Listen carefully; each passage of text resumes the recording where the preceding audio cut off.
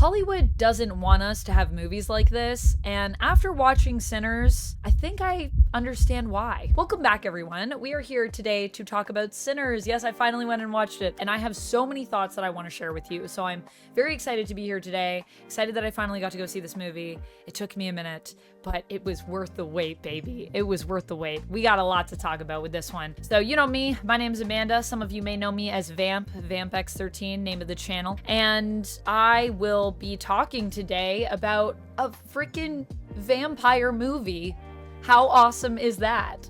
I don't even think that's a spoiler, but just a reminder about spoilers. I will be getting into things that happen in the movie, so there will be some spoilers in here. I'm gonna try to keep it like kind of spoiler light, but a lot of what we're gonna be talking about is the themes of the film. So within that, yeah, we will be touching on spoilers. Before we get into this, I'm gonna give you like a quick synopsis on just what Sinners is. I know when I saw the trailer, I mean, I liked the trailer because it didn't tell me everything. Oh my gosh, trailers that don't give the whole film away.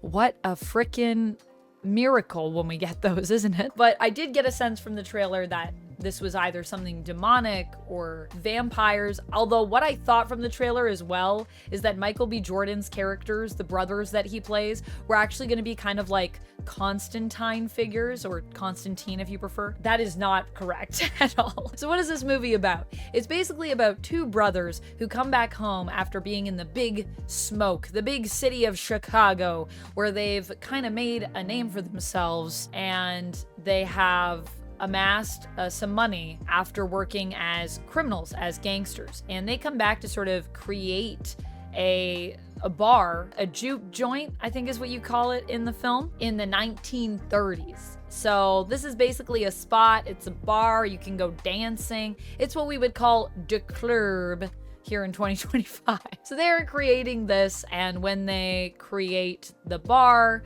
they kind of end up awakening some vampires who want to party with them. And by party with them, I mean turn them all into vampires. There's a lot more going on in terms of what this film is saying, but on the surface level, that's what's happening in it. And we're going to talk about it at the surface level near the end of this review. So stay tuned for that, because some people are making some pretty surface level comparisons with this film that I'd like to discuss a little bit more. But before we get into that, let's just start off with this interpretation of vampires. Obviously, as someone who is a big lover of vampires, this was very fascinating to me. And this, to me, is vampires done well.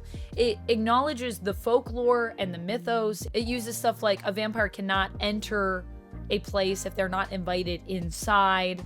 So stuff that we've seen there, but then it also creates some of its own stuff, like vampires that drool. I think I've seen some drooling vampires before, but I don't know if I've ever seen it as like a, oh, that's a vampire, they drooling. But the drool also kind of connects back to the sexual element of the vampires, if you will. Very sexual.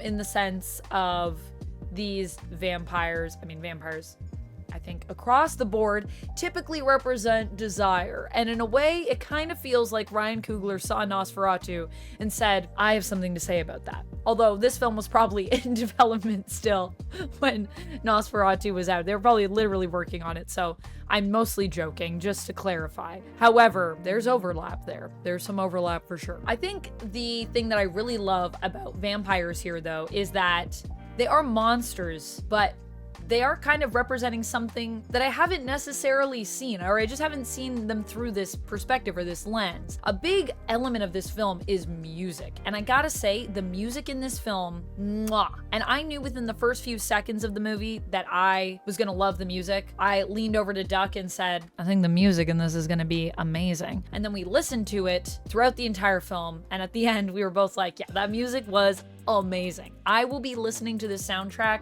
on loop for probably all through the summer. So if you see me at a beach and you're wondering what is Amanda playing on her speaker, probably just gonna be the soundtrack to Sinners, honestly. I really loved this movie. Some soundtracks really hit me, and this one was one of those. Ludwig Göransson does the music for this and also worked on it with his wife, Serena Göransson, and they are both responsible for the music in this film, and they are known for making good music. So when that came up at the end, it was like, oh yeah, that makes a lot of sense. So if you are a fan of Goranson, then you'll probably like the music here. And if you are not, prepare to become one, because the music is so good, I think everyone will be a fan of the music. If you didn't like the music in this film, you need to tell me why in the comments. Ryan Coogler is obviously familiar with Goranson as well, and so will you be if you are a fan of Ryan Coogler, because you've probably seen Black Panther. And so that is an overlap there. And also Mandalorian, which has great music. So that's Goranson for you. But the other thing about the music is that not only is the music amazing here, but it actually ties into what I was talking about with the vampires and how they're interpreted. Because the vampires here almost represent a disconnect to your heritage, to your ancestors. And a lot of what this movie is talking about is this connection with the past, the connection to the future, the connection to all of time, which we kind of get through music. And when you become a vampire, you become disconnected from your ancestors. This is something that is said. And the other thing that I love about this story is that it very early sort of sets up the myth of these music players that can transcend realms and basically connect with the spirit realm through their music because they're so gifted with their craft. And so there is a desire for the vampires to connect to their ancestors through music. And so Sammy, who we meet here, who is one of the main characters, who I did not mention in my synopsis, and I probably should have. He is the first character that we really see on screen, I believe.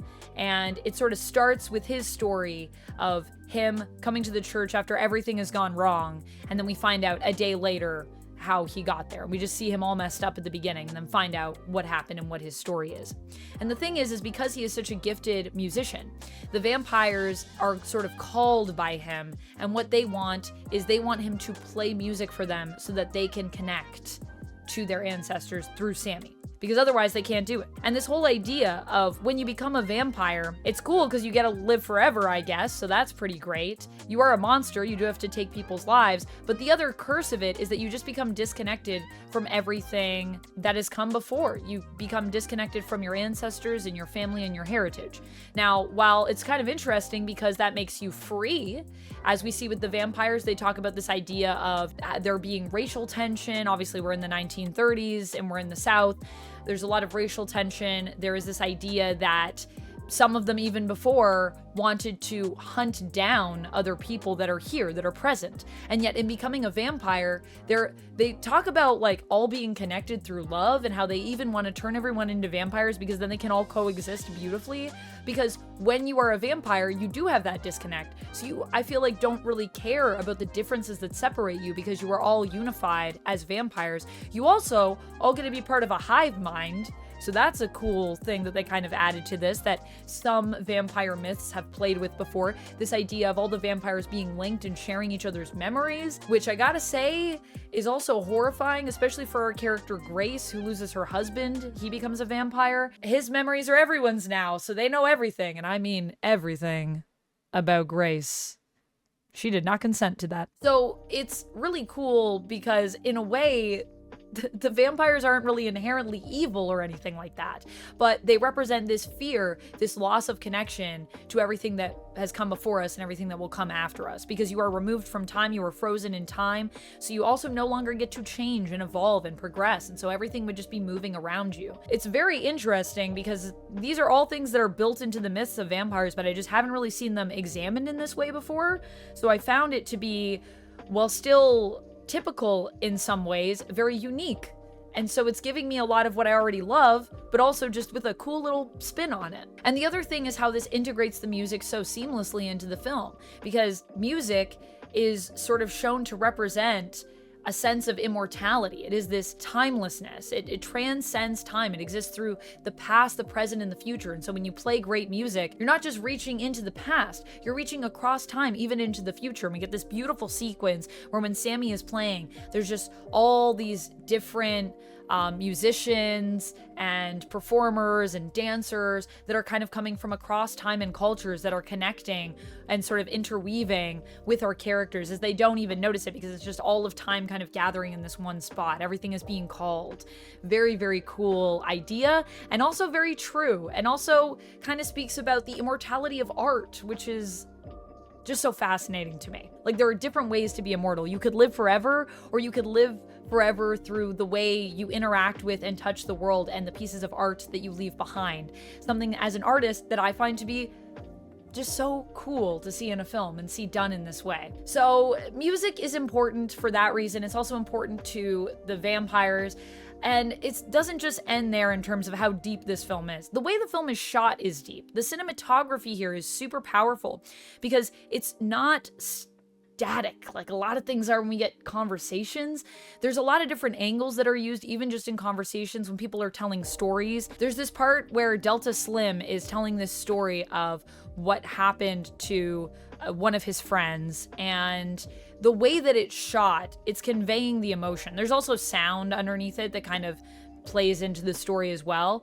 But when there are moments when he feels powerful, we get these shots from below. When there are moments where he's more vulnerable, it's just the way that things are shot here reflect the emotions of what's happening with our characters.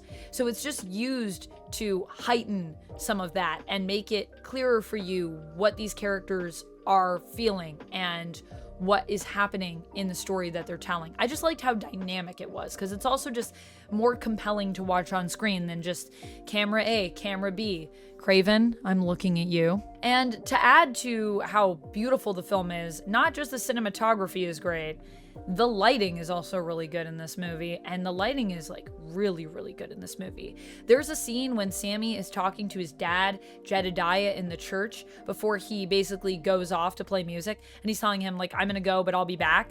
And that entire scene, the way it's lit, is stunning. But it doesn't just end there. The lighting everywhere is great. A lot of what makes this film really good actually is the details. I mean, the costumes are amazing. The hair and makeup is gorgeous. Everything that they did here, they just did it so well. There's so much care and detail woven in to the world and just how things are crafted. And it being a period piece, it's nice when every element of it feels like it's just transporting you to a different time period. And that also, I think, translates to the effects as well in this film. I think the effects are quite good because I didn't notice them too much. Maybe other than our main vampire flying around. That's pretty noticeable, but that's just because it's so intense what's happening. But I feel like everything in this film looks really good in terms of effects. I think I usually don't comment on effects when they're really good. And when I was writing my notes for this one, I didn't write it down, which is why I know I have to mention it to you, because I didn't observe it too much, which is a good sign. Ultimately, what makes this a compelling story is the characters that are in it, though. And I would say that these characters are interesting, emotional, they're deep, they're very distinct. I mean, Michael B. Jordan plays two twin brothers, and even when you're not looking at their features or their wardrobe, which is different, even at one point we see Smoke talking to Sammy, and you just get his silhouette, and you know just from what he's saying in his voice, the way he speaks, that Michael B. Jordan is Smoke, not Stack right now. So you can clearly tell the distinction between the two, even when there isn't a visual cue on screen, which I think is just a hats off to Michael B. Jordan. I mean, I think we all know that Michael B. Jordan is an amazing actor, but yeah, Michael B. Jordan is an amazing actor. I'm gonna say it again. Although everyone in this movie is quite good, it really is a good ensemble that they brought together for the film. Ultimately, this feels like a vampire movie done right. I saw Abigail last year, and I thought Abigail was good, but I just felt like, you know, there was things missing from that movie that I wanted. And this movie, it hit it perfectly in terms of what I want from a vampire movie and what I think a lot of vampire fans want. It had the mythos, it has the action, it has the look, it's trying to give us a little bit of a new take on the lore, and vampires are representative of something. And in a lot of monster stories and horror films, really honestly, I like there to be powerful themes, and this has that. Now, a lot of people have been comparing this movie to From Dusk Till Dawn, and I just want to say that while I can understand that comparison on the surface, because in terms of the plot, there are similar elements. I mean, the first half of the film is kind of a crime drama, and then the second half of the film is a supernatural thriller, vampire sort of horror movie. There is action in it. It has some big action scenes. There is a bar that the vampires are at and are kind of raiding, and I mean, I guess the main characters are criminals. Other than that, though, that's about it. And that might sound like a lot of stuff to people that I just listed, but I would say these two films, while having similarities, are actually quite different.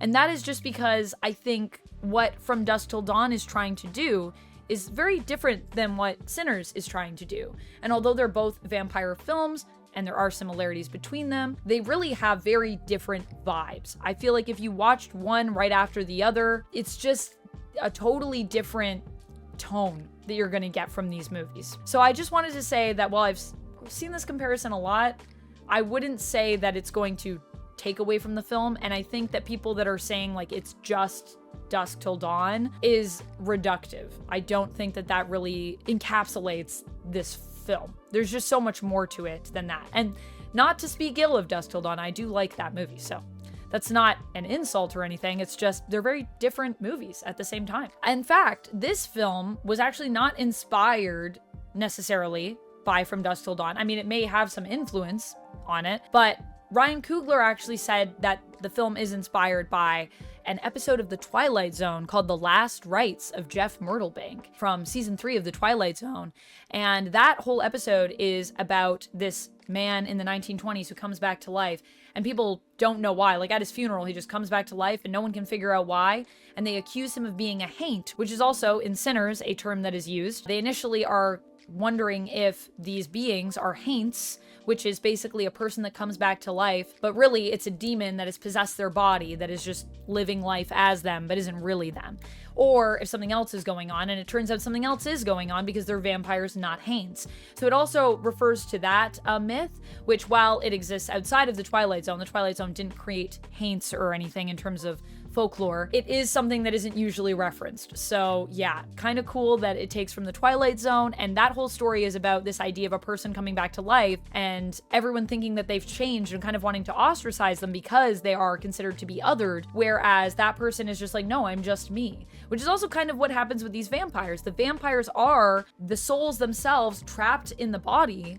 However, they lose their connection to their heritage and they can't really move forward. They're stuck. And so that's why our heroes want to get rid of the vampires and kill them, because they want to free the spirits of their friends and their loved ones so that they can actually move on in life, move on to the afterlife. Overall, I would say this film is just pretty perfect. I really have no notes for it, but I think it's interesting that there are a lot of people out there that are trying to downplay the success of the film, which by the way is doing great at the box office. So I don't know why we have articles like the article that Vulture did. I'm not sure if it's this one. There is some weird articles though coming out of Vulture based on this one. We've got, so is Sinners going to make or lose money, from one day ago. And we've also got, from 4 days ago, Sinners is bold, ambitious, and just misses greatness. I would say it's actually pretty great. I haven't read that article, so I don't know exactly what they say. It's just a headline, so it might not necessarily be negative. But, you know, those kind of skew a bit negative, which is just interesting for this film. And I do understand that, you know, people need to get clicks, so I get it. But it's weird. It's like it feels like some people that just kind of want this film to not do as well. So what's that about? What I think is Ryan Coogler made a deal with Warner Brothers on this film, and I think it's scaring a lot of executives and might be influencing just some of what people are saying about it, because I think there are people that don't want it to do well. Because the deal that Ryan Coogler made is in 25 years, he will actually own the rights to this film. He will own the rights to Sinners. He'll get it back. Which is not how it normally goes. You make a movie, the studio owns the movie. They pay you to make the movie, and that's that. You know what I mean? So this is a pretty crazy deal, and Warner Brothers has not been doing well with their movies, and so they've been kind of making deals like this, and I think it's making other people nervous, because this means that now, you know, if this movie does well, it could set a precedent for other creatives to try to negotiate for more rights. Imagine creatives trying to negotiate to own their content. How dare they? But this is the thing. When it comes to the film industry, it's kind of an interesting place, because you have a lot of people that are working on the production side, helping to make these films, but not necessarily being the creatives in the room. They need the creatives to make the thing. But at the same time, there are a lot of people out there that still see themselves as being above the creatives, because they are the people with the money. And they want to keep it that way. They don't want us to own our own stuff as creatives. So many people out there are against that. I have encountered those people in my personal life that I feel like are against the idea of you owning your own stuff. I understand the threats, but it's giving us some really bad, some really mid, and some really just honestly terrible films, because producers, people that are making the films, the studios, these big corporations think that they are above the creatives. And they're really not, because we have films like Snow White, and then we have films like Sinners. Snow White is an IP film where what they were trying to do is they were trying to figure out what we wanted to hear. Sinners is a film that is just here because it has something to say. And that is the difference, ultimately. You have films that have something to say, and you have films that are trying to figure out what you want to hear. They're not genuine. And we're living in 2025 in a time where I feel that being genuine is so valued by people. They just want you to be real, to be honest with them. I think that's why we've seen the rise of platforms like TikTok, where I didn't understand TikTok at first because I felt like some of the stuff people made was kind of low effort. And then I realized that the reason why people like it is because it just is. People just make stuff and don't worry about overproducing it. And when you overproduce things, it can sometimes detract from the quality of something because it becomes less about the core concept and more about all the bells and whistles and the CG and all of these other elements, right? And when you try to figure out what we want, I think you're always going to fail because there's just so many different people in the audience. Say something real, and if it touches people, if it connects with people, they will like it. And it won't connect with everyone, but hopefully you say something powerful enough that it can connect with a lot of people. And I think legacy, heritage, ancestry, identity, these are things that will speak to a lot of people, which is why this movie is going to do great and why you should go see it. And I hope that it does really well, and I hope that it actually encourages studios, that it creates a precedent for studios to let creatives own some of the stuff that they make. Because they should. I mean, let's be real. Studios wouldn't be around if it weren't for the creatives that had made the films, that had built the studios. You know what I mean? So I think it's important to honor those that make movies. Overall, I give this one a 5 out of 5. It was perfect, no notes. So far, it's the best film of the year for me, and hopefully if you see it, you also enjoy it. Let me know your thoughts on Sinners down on the comments below, and, you know, vampire movies in general. I love talking about vampire movies, so please give me more reasons to do that. I'll see you next time, and until then, friends, stay nerdy. Bye! And check this out. This, you gotta click it. Trust me. I don't know what it's gonna be, but please just click it because it helps me on the platform, and you'll probably like it.